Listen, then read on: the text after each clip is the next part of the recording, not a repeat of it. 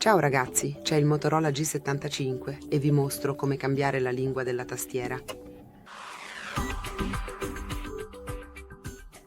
Per prima cosa, apri un nuovo messaggio. Poi, apri una nuova chat, giusto per avere questo pannello, proprio davanti a te. Ovviamente non deve essere per forza un messaggio, può essere il browser. Note, qualsiasi cosa. Dobbiamo solo vedere la tastiera davanti a noi. Quindi seleziona impostazioni, scegli Lingue.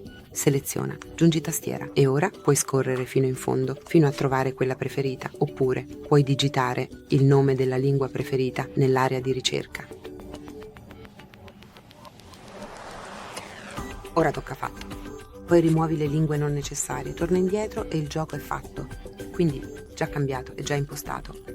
Grazie per aver guardato, per favore iscriviti al nostro canale e lascia un mi piace.